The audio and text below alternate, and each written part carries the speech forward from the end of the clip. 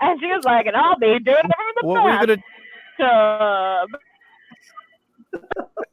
Okay, we're live, guys. We noticed the live button. Yes.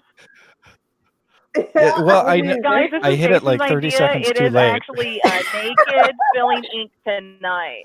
So everyone, woo! That's why Rebecca is naked. Well, welcome everyone to another episode of the always entertaining Spilling Ink. Yeah. Well, and Julia's light's so bright that we can't even tell if I'm wearing clothes anyway. Yeah. So guys, this is going to be our new author special, where we actually have a new author on the show, Madison Silva. She is joining us from I live in this town, so I guess it's my hometown. I wasn't like born. Is it still a hometown if you weren't born and raised there, or is it just? You consider it your home. Okay, all right. So yeah, your hometown. All right, so she's in my hometown in West Michigan, so that's cool. I met her at a local writing contest, and she did very well. And so she has tons of questions that we're going to make all of these very much more talented than I people answer for her, while I sit back and do my best to derail the conversation in one way or another. It's going to be like a fun little game. Yes, so hello, everyone. We've got Katie Solitis over here. Who's coughing? Caught me mid-cough, thanks. Miss J.E. Taylor, who had the most adorable little laugh snort a few minutes ago. It was great. How to get it again. Oh, and then down in the bottom right, a name and a face you really can never forget. Miss Rebecca Jonesy. Yep, that's her. That's her. I promise Julia I Allen, might be wearing clothes. my good buddy and editor, Julia Allen. How you doing, Julia? I'm doing fabulous. Awesome. And then Madison in the bottom left, covered up by Anita's comment. Hi, Anita. How are you doing tonight, Madison?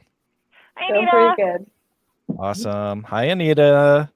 And I love Madison's and Mike. Hi, Mike.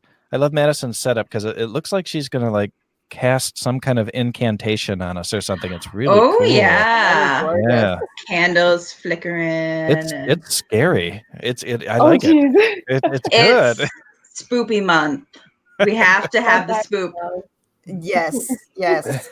All the Halloween decorations went out today. I had the kids build a graveyard in the front yard. It was awesome. Oh, whoa! Wind blowing. We got a nor'easter coming through on Rebecca's side. Oh goodness! Well, so tonight we're talking about being an author and being a little bit new to the publishing game and what it takes to get from writing our story to actually getting the story out there to the world, and what the best way to do that is. And we all, I'm sure, have some.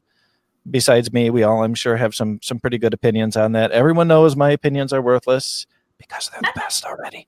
And I'll just give them at the end so that you know to wait for those. But yeah. So Madison, I shared your story with everyone except for Jane. She was moving, so she didn't have time to read it. But can you tell us a little bit about the story that you're working on? Not necessarily just the short story, but the world you're building. Yeah. So the world I'm building is revolving around a drug that kind of crazy things happen with them. And I wrote the short story in that world, kind of bridge the gap, hopefully get some people interested in it. Yeah. Can you move your computer a little closer to your mic? You were a little cut out there. I couldn't hear you very well. Oh, hold on.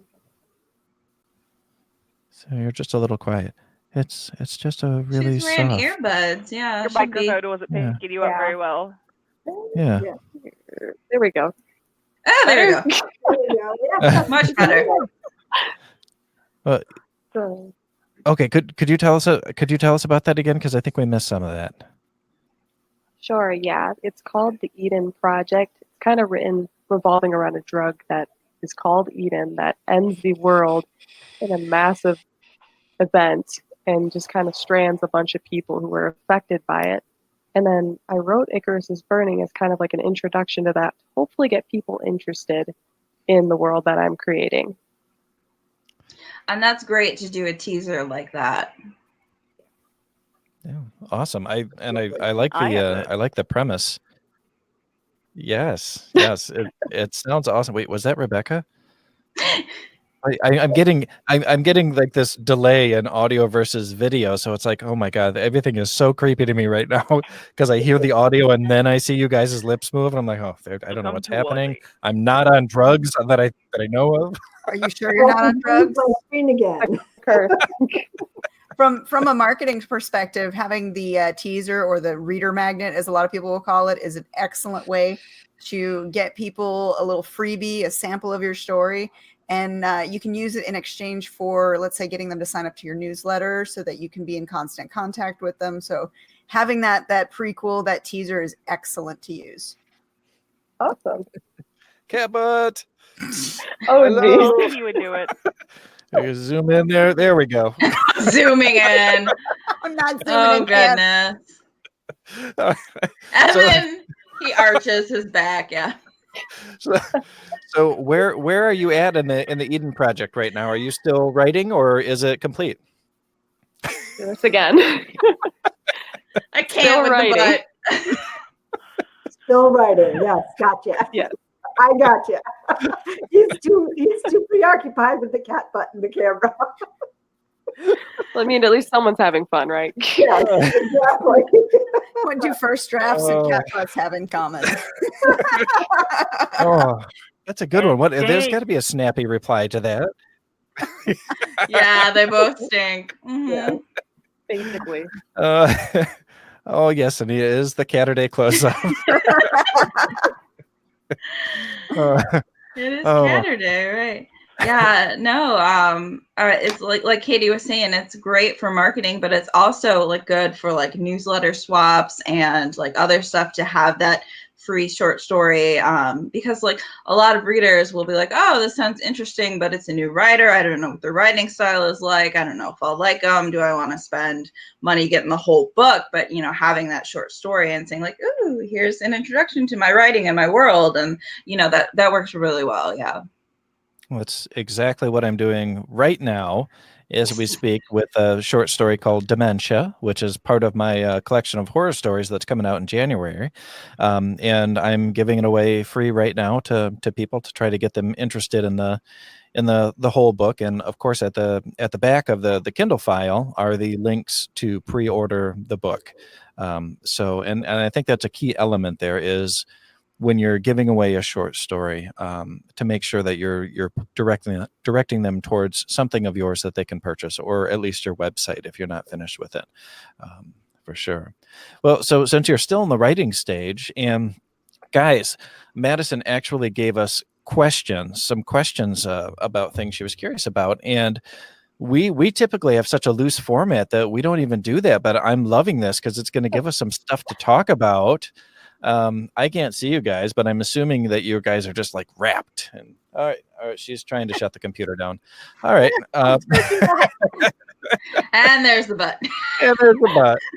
All right, so one question is it better to write with a specific age group or reader in mind and accommodate that bracket, or write without taking that into account?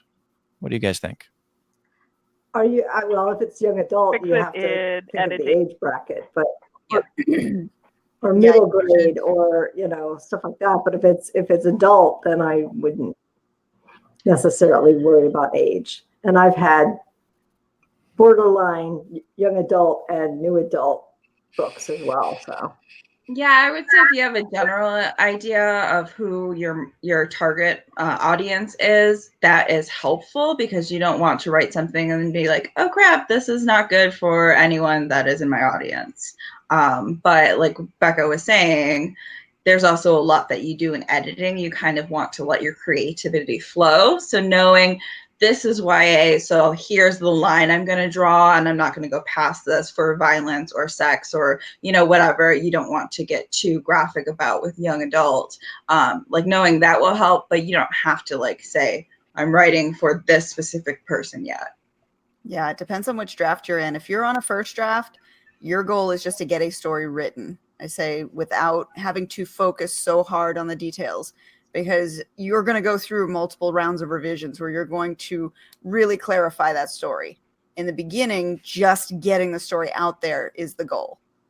Yeah, and my first drafts, and I write fairly full first drafts. I know Katie's are more bare bones, do a lot of just dialogue, and mine are a little bit more fleshed out. But even so, I'm kind of just going with my gut on the first draft and writing as much as I can, as fast as I can, and go through with that first round of revisions and start hacking at stuff. You know, I've had times where, you know, I wrote a sex scene into something and I ended up chopping it down to more of a fade to black scene where it was just, you know, implied that they were doing something. Then I've had other times when I was trying to write erotica where I was like, oh, well, this really isn't sex with any heat. I guess I need to work on this more. But I think that knowing your audience is very important. But Katie's right. I think blast through that first draft and just get as much down as you can. And then refine later based on your age bracket you're going for. Yeah. And then we've got a comment here from Mike. Says in his current, I can't even read because she's in front of the screen. In my current work in progress, I'm trying not to use too much profanity and stuff, but it's fairly violent. So IDK, what age group I'm going for? Well, there's a difference between violence and graphic description of violence. Yeah, for sure.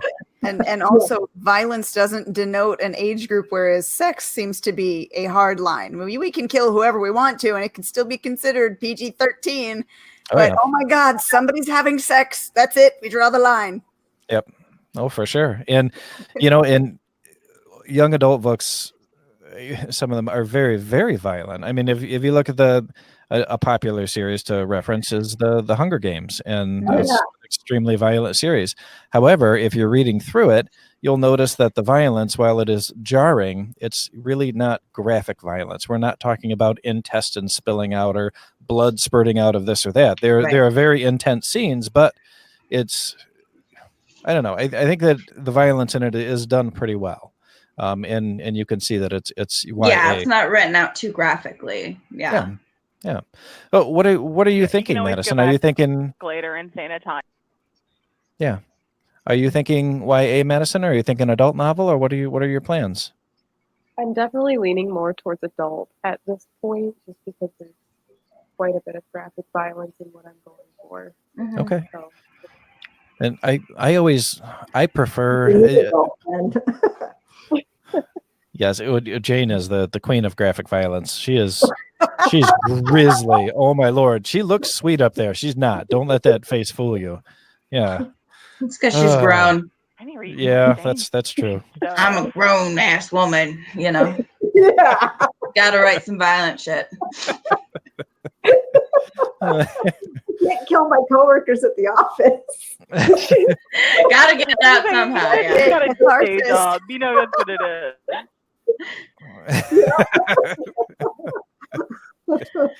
Well, what this will be a funny. What, you don't like that? You always let me pull on your tail before. All right, fine. She jumped down, so we're good here. What are some specific? I hope he's still talking. Yes, no more butt for a little while.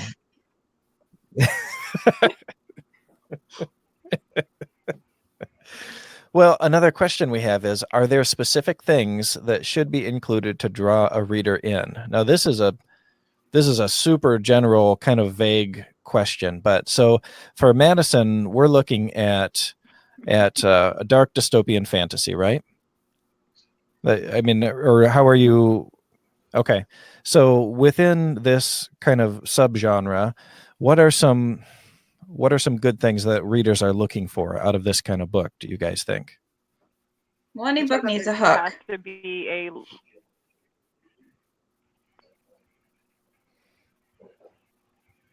Are we? Yeah. Is no. Obviously for that, I think with a subgenre, a line of hope that goes all the way. Because otherwise, it's just dread. You need that something will fix. Yeah, and this, or at least fix it. Well, and I think that's super important because even if they get to the end of the book and you've decided just to yank the rug out from under them, and yeah, the world really is screwed beyond repair. Having that little vein of hope in there is what keeps a lot of readers going. Even, I mean, it can be just the darkest stuff out there, but if you've got that little thin line that they can grab onto, that actually adds to the suspense of the story, and keeps you going. What do you guys think? What do you think, Katie? And don't forget, if tropes you go for put the dystopian, hope in there, then you can't crush it later. That's right. That's a very good point. Yeah, you have to give them hope so that you can squish them later with it. And don't forget about, they have to have something worth fighting for. So not just hope for a better world, but some kind of main goal that they really need to either get to achieve, whatever it is for that main character in the story, as well as the secondary characters. You really should build a team around them. A lot of dystopians involve a lot of team building activities, gaining the right people with the right skills to get through this new world. Yeah. Well, and I think that you've done a good job in with the short story already that I've read, with a kind of father and daughter moment there, where we actually had a little bit of a glimpse into their feelings, and there was a connection there. And I think that that's really important not to forget, especially if you're writing something that's very dark and that has a lot of violence, is to remember to really flesh out those interpersonal relationships, give them feelings and hopes and fears and even ambitions, because without them, they are completely unrealistic, and we really don't give a shit about them. We just don't care what happens. But if you pull on those heartstrings just enough, not so much that it's corny, but just enough to make us care, then you're gonna write characters that are a lot more engaging for your readers. Right. One of the most important things is a reader has to connect in some way to the character, whether they care about them or they hate them, like the protagonist, I'm saying. And because otherwise it's like, why are you going to read 200 pages about what happens to someone that you're like, I don't care what's going on with you, lady, So like having an emotional connection with a character and another character is a good way to get the reader to start caring about the character. And if you have time for it, take time to make either, a character Bible or a character resume, where you can really sit down one-on-one with your character and learn all of those nitty-gritty things about them to help flesh them out and to help see how they're going to react with another person. A lot of times people will tell you to do those like personality tests and look at the different types of personalities out there as part of your character study to see which ones get along better, which ones don't get along better, and then adapt that as you're making your character Bible. Yeah, I always tell people as kind of like a hack, if you're writing a minor character, you're not going to spend as much time on it. So just look up the MBTI types, the Myers-Briggs personality types, and say, okay, this person's an INFJ, so that means they have these basic personality stuffs. I think I'm an INFJ, maybe. Yeah. Right. I think I am. I think I'm an INFP. Mine changes every time I take the test. But in this part of the process can be really tedious and sometimes boring, and we don't always want to do it. But making sure that, and one of the things that Katie talks about in her presentation on from first draft to publishing, or what is it called? Idea to first draft. Idea to first draft. Is making sure that both the villains and the good guys have hopes and dreams, and that it's super important. It's really easy to write a flat bad guy who's just, okay, I'm a monster who's out there in the dark, and I've torn into this barn, and I'm killing everything in sight. However, we're going to want down the road in that novel, we're going to want to know a lot more about why that's happening. Even if these are mindless creatures, so to speak, we want to know why they're mindless. Our minds need to be able to rationalize all of it, to put it all in its proper box. So making sure that you really flesh out backstories is an important thing too. Well, I think every character, but especially the antagonist, needs to have motivations. Yeah. Your bad guy is essentially, he's the good guy in his own story, I say he, but it's he, she, they, whatever. They are the good guy in their own story. So you have to make sure you give them that story where they can be the hero, because the true hero in the story has to go up against them, and you want that balance of power. You want it to be a good matchup once they go head to head. Jane, you and I were doing that just the other day. We were reverse engineering our story to look at what does the villain want? What is he after? Right. What is he doing? So that way we can work our hero into this and give her, some good stuff to work with. Yes. Yeah, I think I lost connection, but I was saying motivations for characters are so important, but especially for the antagonist. You do not want to just have a character who is evil for the sake of being evil, because that's boring, that's predictable, that's hollow. They fall really flat when you do that. And when you're writing a motivation, and this is a big personal pet peeve of mine with any book that I read, whether it's an indie author, whether it's a New York Times bestseller, if the motivation isn't appropriate, if the motivation isn't enough, I don't buy it, and I'm really not that interested. So if this, I can't even give you an example, but you got to make sure your motivation is actually worth it. Are they going through all this hell for an appropriate reason, or something that would seem appropriate to this particular person?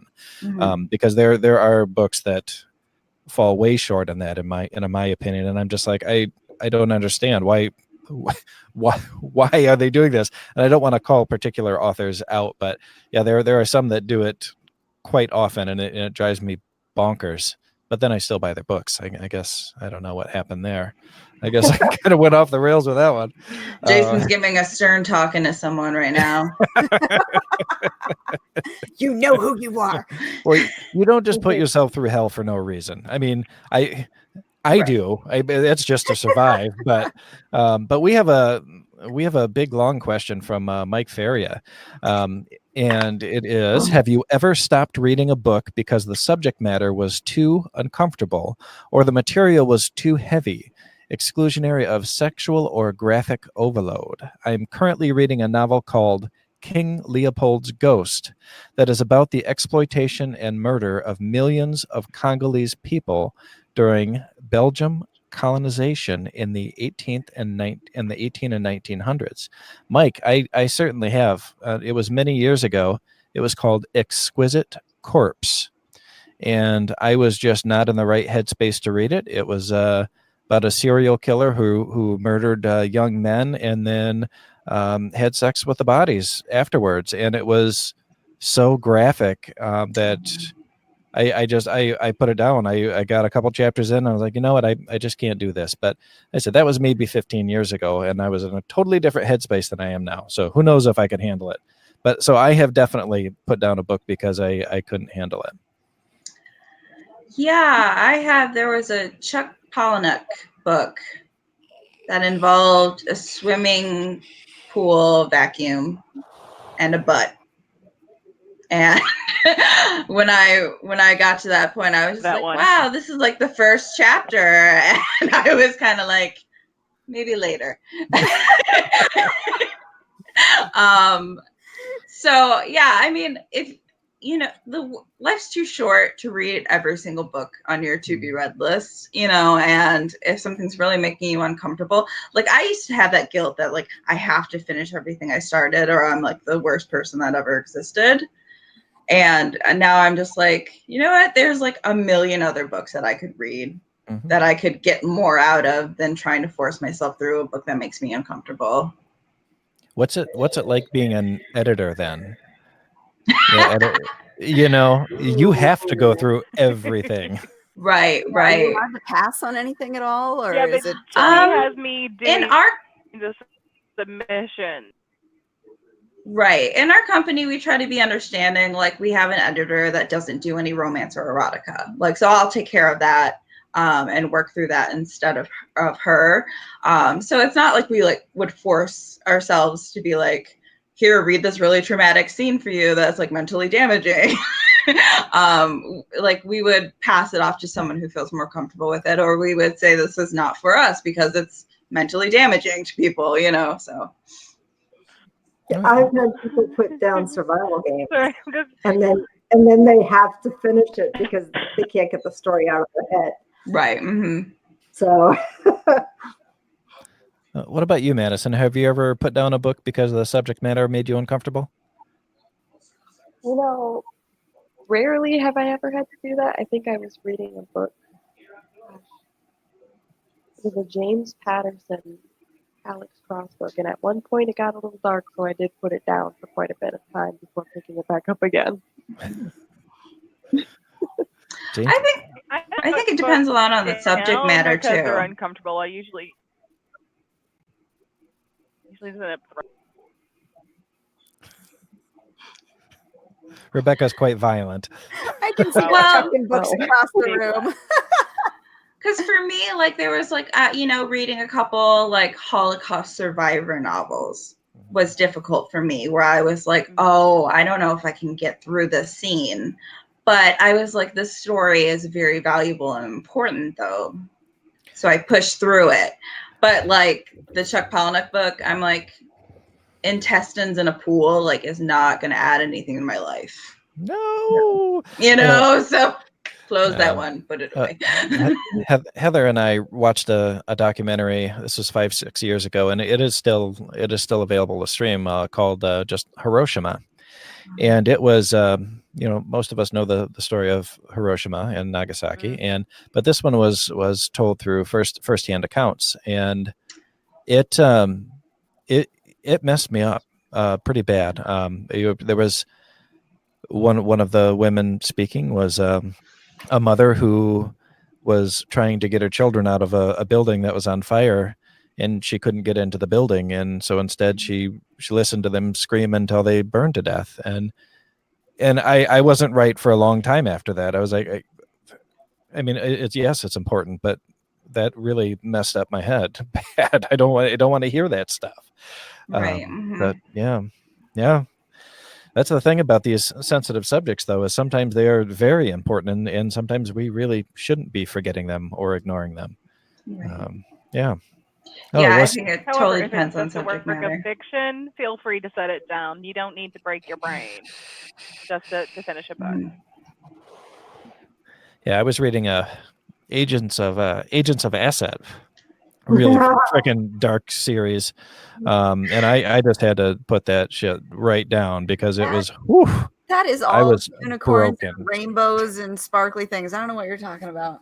I was going to say, what? yeah, got the Katie You read. Katie Taylor book. Come on. I haven't By the way, it's a fabulous book. I haven't Yes, killed it is. anyone in forever. Okay, I leave that up to It's Jane. not snow, right, Katie? It's what? It's not snow. Man. She warns me. She's like, okay, it's a little dark at the end. I'm like, oh, I can read it. I've read all of your other books. And then I get to that point, I'm like, oh my God, seriously? I had to instantly send her a message. What the hell? Madison sitting there like, I love dark stuff. All you see is the little girl's red petticoat laying on the street. So, back on track. Thanks for getting us off track on a really dark subject there, Mike Faria. Yes, you do. It wasn't your fault this time, Jason. I know it wasn't me, but I'm going to try to bring us back. You pulled the comment. I did. I'm trying to be good about these. I'm trying to be good. He's trying very hard to be a good boy today. He also said, "Woof." I'm not sure. I mean, I'm not sure. But anyhow, Jason's too old to understand that joke. Yes. Hands, something, whatever you did with your hands. So we all have a variety of publishing experience amongst us, being traditional or indie. What do we think? If you are, publishing your first book, how should you do it? What's the best way to go? That's such a loaded question. Depends on That's why we're here. It's not a cut and dried thing. It's what are your goals? Yeah, it depends on your goals. It depends on how much control you want or not. And how much are you willing to invest in it? Because indie is 100% author investment, whereas small press can be less royalties, but more shares back to you and a little bit closer knit. Big 5 is going to be more of a time investment, more of a jumping through a lot of hoops to get your book published. And then in the end, you still have to do your marketing too. So you can't discount that. So it depends on what your goals are. What do you want to do and how much do you want to put into your project? Do you want to be the writer that just writes it, sends it off and works on another project? Or do you want to be somebody who grows the book from, seedling all the way up to the full blown tree? Right, because for indie, you got to keep in mind that you're either going to be investing money or you're going to be investing a lot of time to learn how to do everything. And you're still going to be. And you really shouldn't edit your own stuff. No, That's exactly right. Edit your own stuff. You're still going to spend, $500 to $1,000 on an editor. You're not going to get away from that. But okay, so let's trade services for edit. Yeah. Not like if that. you have a service to trade. I didn't say anything. I don't even know what you're insinuating. I see your horns. So, can you guys tell me about Three Furies? Tell us about the small press process. How it works for you guys. What do you mean? Okay, so yes, walk us through, Rebecca. If you're yes, walk us through the process of submitting to a small press and working with a small press. I could, but I've been talking for a while. Well, first you go to their submission page. Okay, that is the most important thing. Everyone, if you want to submit to a publishing house, follow the guidelines. And they're you follow the guidelines. Stupid they look, or how much work it might be, or if you have to do research to figure out what it means. So those guidelines. Every publishing what if you really don't like that font? Guidelines. Then wait, how long? Then did you I have like to the fill trash out file before you guys were going to don't hear back. Yeah, we have our guidelines set up the way we have them set up. Personally. Yeah. But if someone sends in a submission and they don't even kind of follow our guidelines, boop, out the door. I don't even read it, because that tells me they're not into us. They're not interested in following or interested in doing their own homework in order to get published. No one does. That is how you kill a right. small If you care about your work, business. Yeah. What's the first thing you do? Are you really reading through that query, or are you opening their file immediately? I look at query first. Yeah, a little bit about what they're saying. It also, to be honest, tells me if they read our guidelines or not. There are specific things that should be in a query. Also, the tone in the query. And, how many typos are in the query. Oh, I have something to add before you get to the follow the submissions. I read. Oh, I was just going to say, finish the draft. Yes. Do not have a partial finish or like a partial first draft, or you haven't edited it all and then say, oh, here's a novel, publish it. Like, right. Yeah. Yeah. Yeah. Do not send us 100% raw product. We know. Do not spend money on an editor. If you want to get one of the top 5, fine. Pay for an editor. For a small publishing house, do not be into that. But edit that is one of the going through a small publishing house. You should have a pocket. Whatever you choose to spend on your advertisement or marketing for your. Let me add a small caveat here, because I know publish, there should be zero money out of pocket. Let me add a small caveat here, because I know a lot of new authors will go, well, you just said don't edit, but then you did say edit. So when you're submitting to, whether it's a small press, big press, whatever, you're going to refine that draft a few times. It's not going to be the first draft that you send to them. And how you can go through an editing process without having to spend money is to reach out to other authors, reach out to other readers, find some betas who can help you refine the style, who can help you pick out some of the typographical errors, some of the grammatical errors. That way you can refine that before you start submitting. So you're essentially editing without having to pay an actual editor. So it's ready for submissions. It's not ready for publication, but it's submission ready. Right. And we say don't edit your own stuff before you publish, but the small publisher should be doing edits for you, which is why you don't have to pay to get it done first.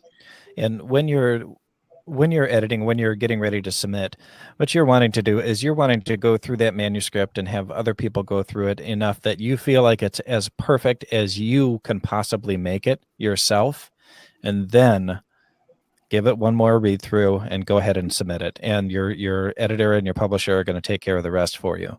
And in the case of small presses, or at least with Three Furies Press, it's kind of a cool process because they've put the files into Google Docs so that they can make their edits or comments, lots and lots of comments and suggestions.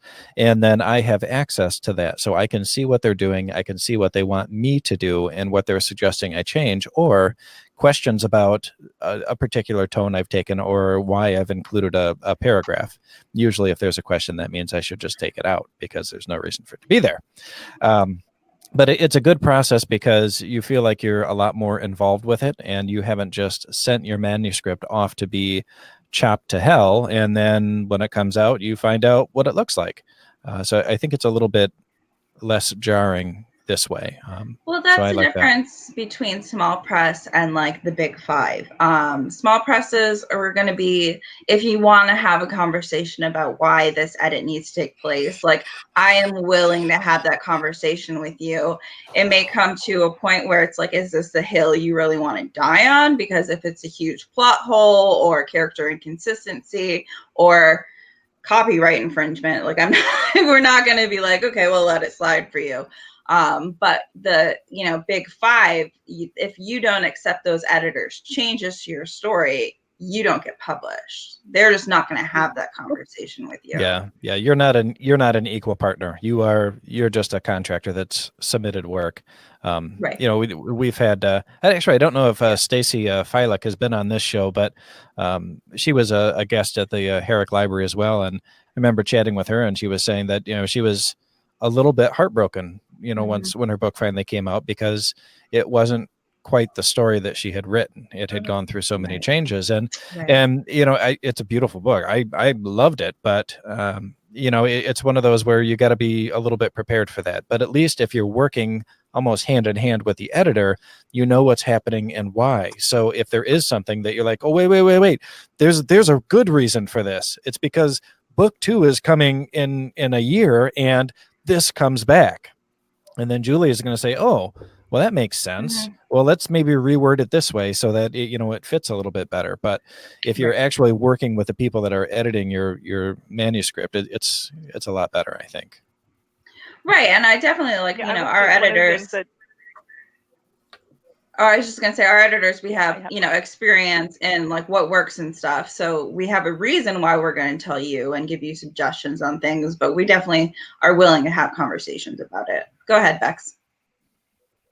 And also to take this back to an earlier question, we will say, okay, now that we have read all of your work, what age group did to aim for? Maybe we want to go, so we need this scene or build down this scene. We need to smooth this out. We need to remove all these F words, whatever. But one thing press is dead set on is being style. We do not want to break your style. I started reading indie books because I like the fact that it doesn't sound like a big five, published author. It's glazed. It doesn't sound like, oh, this is a book from Random House. It's not overproduced. Tend to sound the same from the publishers. And in our books, every author in their own genre has a different voice, and that's what we want to keep. We want to keep everyone's voice, everyone's style. And one thing that was really nice with me for we're talking about Three Furies a lot because Three Furies is here.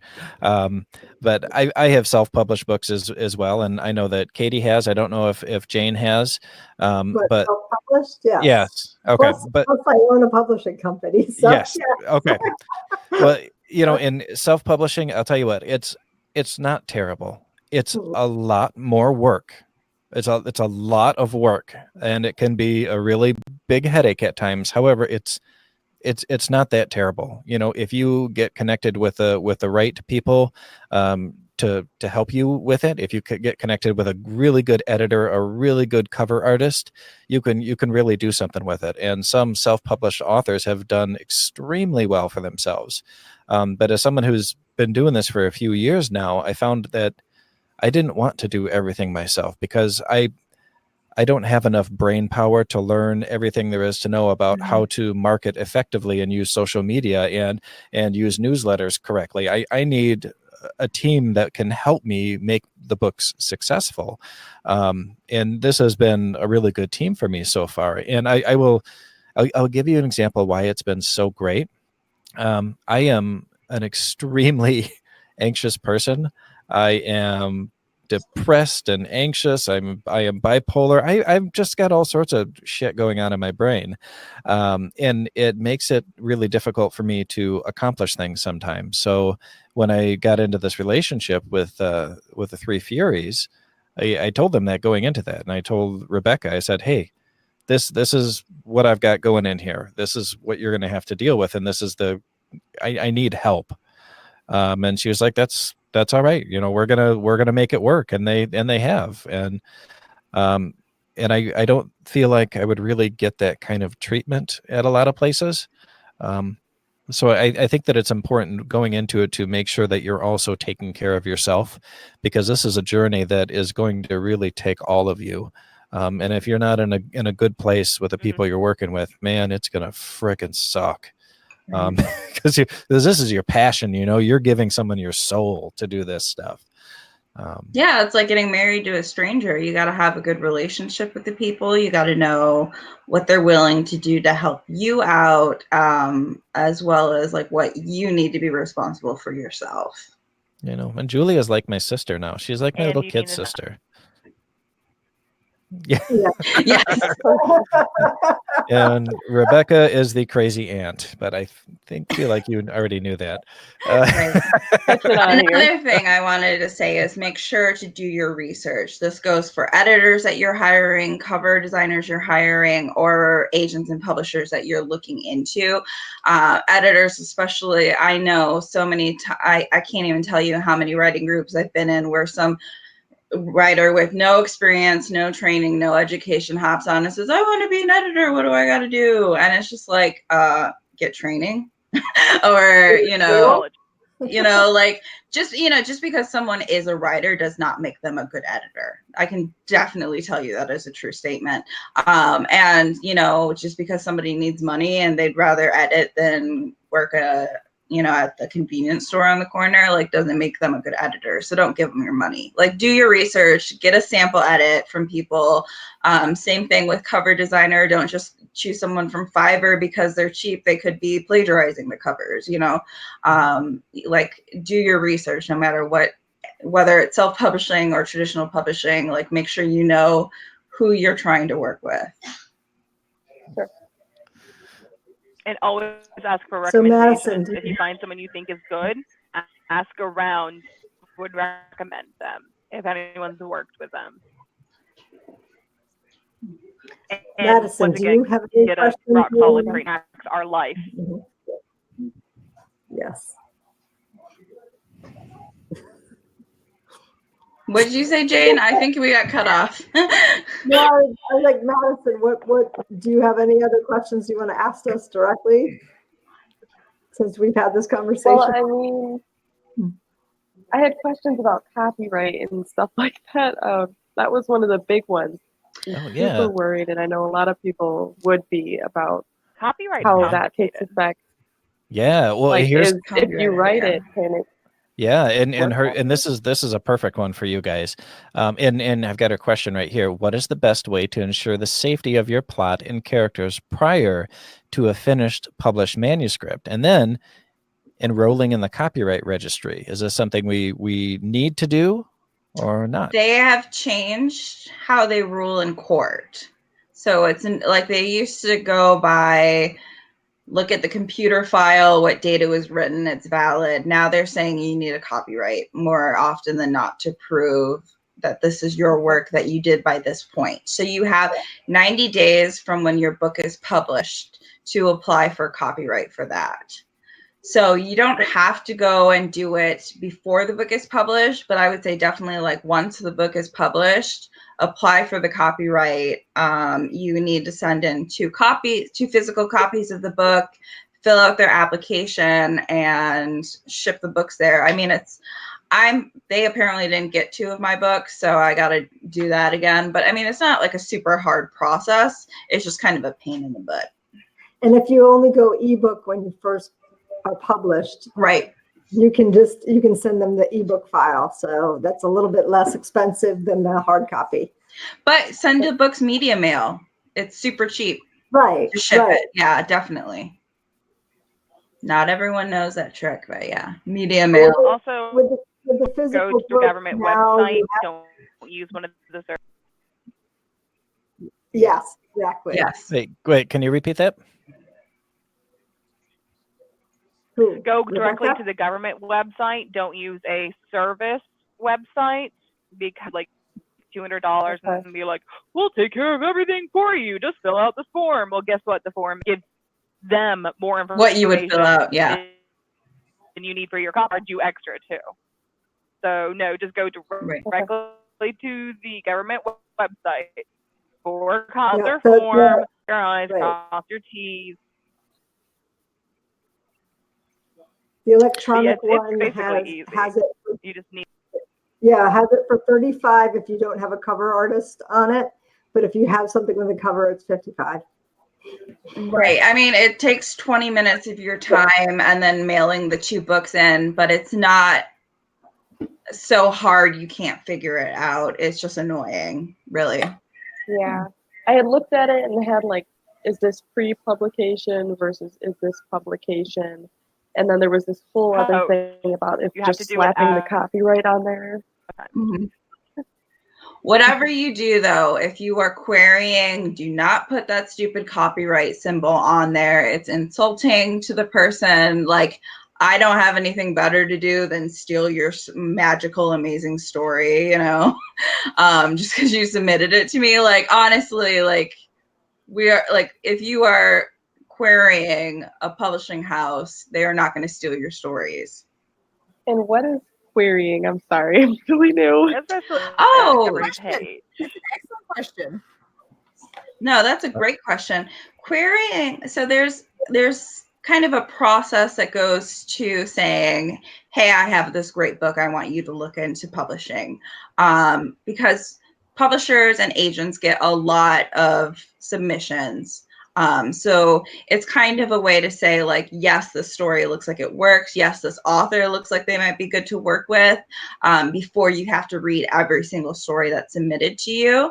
So think of it as kind of like a mix between like a business cover letter and an application, where you're writing to them and saying, I have this dystopian dark fantasy novel that I've written. It comes in at 100,000 words. And then you like say, give a brief pitch about what it's about, something that would go on like a blurb that would go on the back of the book. And say, I've submitted the first 10 pages as per your submission guidelines. Love it for you to look at it. Here's how you can contact me. Basically, it's a selling pitch in a letter form for the book to try to get representation or publication. Right. So this is the hook of the book. This is why you would want to publish it, and then follow their submission guidelines for the rest of it. I didn't know what a query letter was when I first did it. I thought it was a business letter about me, not about the book. So gotcha. So like an elevator pitch. Yeah, Right. exactly. Yeah, Yep. so I burned a lot of agent bridges. They're- Yes, it is. Sorry, It's, but you're right. a query It's letter like the does blurb. need to be bigger than the elevator pitch. Some of them actually want a But synopsis. it's got to have a Start purpose. off, like, here's how You here's can the start entire off plot of with your your story. Not all of elevator them do. So once again, read the submission page. They'll let you know what Yeah, they if someone want. asks for a synopsis, that means the entire plot of your book, which means like, I'm interested in this. I want to know the ending. I want to know every little detail that happens so I can say, yes, this plot works. Let me read the actual story. But the query and the pitch is just like, this is something that would be like on the back of the book, the blurb, to get you interested in the story, give you an idea of the character conflict situation, but they don't tell you the ending. And those have to make you care, make the person reading about it care about wanting to read the book, care about the character. It can't just be, two-dimensional. Right. You So- don't want a laundry list of this is the plot that happens. You're trying to entice them to say, yes, I want to read about this. Your What voice. is the biggest issue and the main character, focus solely on those two. Don't add secondary characters. Yes. Don't add secondary plot points. Just tease the biggest issue and the biggest character. Conflict character. Well, and then right along with that, one of your other questions was, is it better to bring a proposed work or the finished product? And I know we've already kind of talked about that with Julie and Rebecca. And I think that when you're trying to get in with a publisher or an agent, which is a whole other topic, I think having a finished manuscript that's ready to go is very important. But then I think that once you're in, then you can say, hey, what do you think of this idea? Or you can propose a project once you're in. I don't think that that's something you can really do right out the gate, though. But correct me if I'm wrong here, ladies. Only on the nonfiction side. The nonfiction side, you usually have the proposal for it without the book. But fiction, you absolutely should have the book along with the proposal. The last thing you want to do is insult an agent or publisher by wasting their time. If they say, I want this story, send me 50 pages, you better have those 50 pages to send. Yes. Otherwise, why did you email them in the first place? Like, why did And you? then when they're done with the 50, if they want the whole book, you better have it. You better have those. Yeah. In a month, Yeah. Yeah. Don't be like, I'll get it to you in 6 months. That's not acceptable. That's going to be a big, Or no, you did hold not. on, You know, I need to and, run it through some beta readers. I want to check some stuff on it. In right. 6 months, that idea will have been forgotten by whoever you approached with it, because they will have had 20,000 other ideas hit their desk before then. Well, Yeah, and it's unprofessional too. Yeah. Or I think another another thing to think about before you're even hitting submit or writing that query, and it's something it's not a question that's really on your list, but it's something to think about, is looking at the type of work that this publisher publishes. Because if you have written an amazing fantasy story and you're submitting to a publisher that focuses on nonfiction and memoirs, it's totally wasted on them. Or if your publisher doesn't publish any romance and your book is a strong romance, then you've got to look at that. And a lot of times they'll have that type of information in what they're looking for in the submissions area, I would think. Am I right? I haven't dug through a lot of them lately, but that's an important thing to do, is doing a little bit of research and make sure that you're not sending your manuscript to someone that doesn't want to read it. Right. Querying is a lot of time and effort. Polishing your query letter, polishing your pitch, going over it again and again, make sure there's no errors, and then actually filling out an email and sending it out like 30 times is a hassle, man. So don't waste your time and energy sending it to a publisher who doesn't even look for that stuff. Yeah, for sure. Yeah. Well, and I want to kind of put a question to Katie here, and this is going to be a two-sided thing, and we'll have Katie answer, and then one of our publishing giants over here. Self-publishing versus publishing with a small press, and time from completion of manuscript to you've got it on the market. Katie, You've finished your manuscript for Agents of Asset Book 7. How quickly are you going to be able to get that on the market, realistically? Well, it's going to depend on some factors, and the same is going to happen with the small press. I need to book an editor, and if there's an editor who has an immediate time available, great. Then it's as soon as it's edited, it can be out. If that editor has a availability in 4 months, I have to wait 4 months for that editor because everything has to be done. Same thing with a cover artist. If I don't book ahead with my specific cover artist and I'm not getting that time window nailed down just perfectly, then I've got to wait for them. Now, realistically, if I'm on book 7, I've had things lined up for a long time. I've had all of my ducks in a row. The minute I finish that manuscript, it's due to be turned into the editor. The cover's already done. I could realistically have it turned around in a month. But that's lining everything up ahead of time, which is something that the small press does already. They set a calendar. And Katie is a very fast writer and a very fast publisher. She's very efficient with things. Julia and Rebecca and Jane. So you've just received a submission that you want to publish, 100,000 word, 80,000 word, whatever story that you're going to publish. How long is it going to take you to put that on the market? I'll let them answer while I We think always about think it at because I least got 3 to think about. Yeah. You got to think about, like, does this need a lot of dev edits, or is this going to be a fast line edit proofread done? How long does it take to format? Can we get graphics made in time? And then can we get marketing started in enough time? That's the big thing. We can publish a book fast, but if there's no lead up to the launch, that's not going to do you any good. You need to get, your promotional stuff going in time before the book comes out, which is why a lot of times we'll say, hey, even if this doesn't need a lot of edits, we still need this many months. And I have a Google Calendar on my phone that shows what I'm supposed to do every week for the next 3 months or 4 months before launch day to get this book out. And I think that's another thing to consider when you're publishing for the first time. My first book, The Cold Room, I talked about it for a year or two because I was writing it. I knew it was actually going to be a real thing. It was going to get finished. And so I was constantly talking about it online. Well, I didn't realize that I was doing great marketing just by doing that. And so when it finally came out, the book ended up being fairly successful. It did very well. My second book, I didn't talk about it as much. And all of a sudden one day I was just like, hey, here's the follow-up. Here's book 2. And guess what?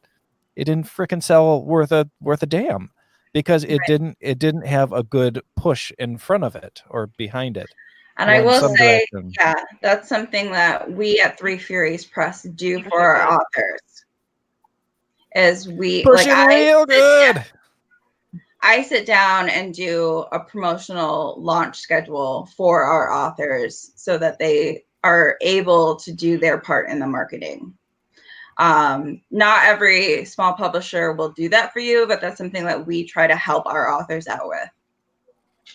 I actually sent Julia a message last week. Like also when they sign on with us, we give them a graphic saying, Three Furies Press gets stronger. Mm-hmm.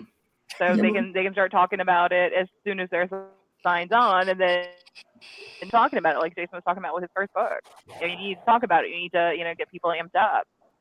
You need to gain an audience, bring an audience towards you, and get about it. Marketing starts at least 3 months before it goes out, but sure. Mm-hmm.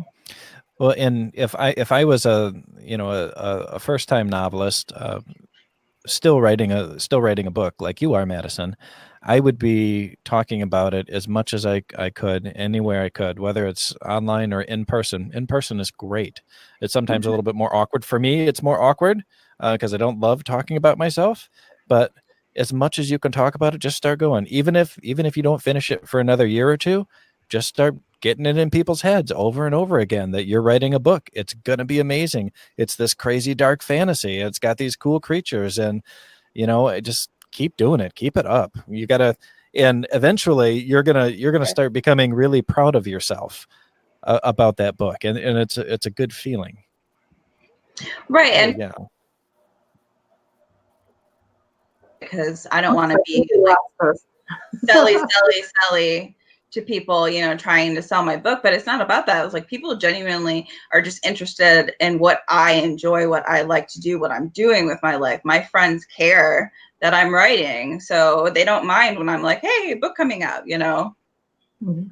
So don't let your self-doubts or anxiety like be like, I'm not going to talk about this, you know. Sure.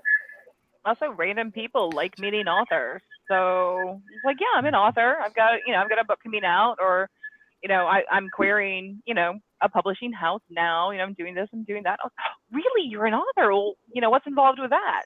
And, you know, you get people around you who start to know your name, right? And then when your book does come out, even if they've never spoken to you again, you're like, you know, hey, I think I know this one. You know, she's a local. I think I talked to her. Let me check this book out.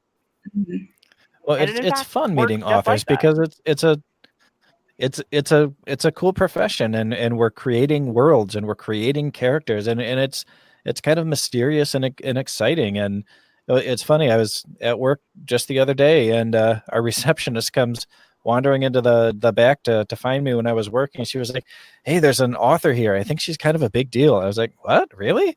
And I was like, are we pranking Jason today? So I wander out, and she is kind of a big deal. She's an author who is spending some time teaching at our local college here over at Hope, Suzanne Davis. And so I walked up front and connected with her, and now we're going to be doing a coffee sometime and to try to get her set up on the show and to do some more talking with us. And it's a cool thing, especially when you're talking about your book and then the person you're talking to turns out to be another writer or someone who wants to write. Then you can have a network with. you can have a fabulous conversation with those people. It's really fun. Mm-hmm. I'm looking at these questions and trying to look at any other really important questions we have. Madison, what other questions do you have for us that we should really try to do tonight? Oh man. I mean, I know we with threw your a lot at audience you. is always the thing. Oh, go ahead, Rebecca. One of her questions, what are some things you might recommend to people just starting out? You need to know starting out is if you are going to be an indie author, you need to have your ducks in a row before you publish. You need to have everything ready. Like I said earlier, you need to be marketing at least 3 months in advance. Your first book is going to be, you know, your baby, your big sell. If at all possible, like if it's going to be part of a series, have your book 2 ready before book 1 even comes out. Because then you can ride the wave of the first one directly into the second one and on. Right. Stack your books. You're always talking about number 1. Yeah. Don't wait 2 years like I did. And I think you were asking about like connecting with an audience. Like that is the hardest thing, but that's something you start before you even publish is building up your social media. And to add to the social media thing, focus on one social media at a time. Do not try and stretch yourself across every single one and be there every day, because that becomes a job in and of itself. Yeah. Right. And I would say keep your writing social media kind of separate from your personal social media. If you're going to, like I have an Instagram, it's only for writing stuff. Like I post writing memes all the time. I'll post pictures of my book. I'll post this and that, but I rarely, if ever, post anything about myself that's not a writing meme or writing related. Unless it's me getting sushi, because who doesn't love sushi, right? Ugh, not me. Sushi is fabulous, Jason. No, it's raw fish. Never had sushi. I've never had it. Oh my gosh! What? I had it. It's full of parasites. Wow, we are learning some new things now. Technically, it is filled with parasites. Fish. What is not? Sushi is not raw fish? That's sashimi. No, they're both raw fish. You can have sushi That's that just doesn't that doesn't sound right. Sushi is with rice. Sashimi is just the fish. Oh, But you can have What? sushi with no fish on it at all. Yeah, Right. they So have like just egg cake, get the sushi, non-fishy tofu sushi. Delicious. Parasites are delicious, Jason. Get oh over my it. lord. Well, guys, Delicious, delicious parasites. You can also this get has sushi been a with lovely. freaking fries. This has been a lovely evening with all of you guys. Very, very professional ladies here. As always, on Spilling Ink, we thank you for coming along with us on this journey. And yes, and Mike, especially, I've loved all your comments tonight. I don't understand this. I like raw fish better than cooked fish. No. Neither one is good. Just stay away from fish, guys. It's full of parasites and It's mercury. good You for don't want your that. brain. No, Mike, Omega-3. that's not true, Mike. I watched a documentary where somebody got a parasite No, from it's eating sushi. Yeah.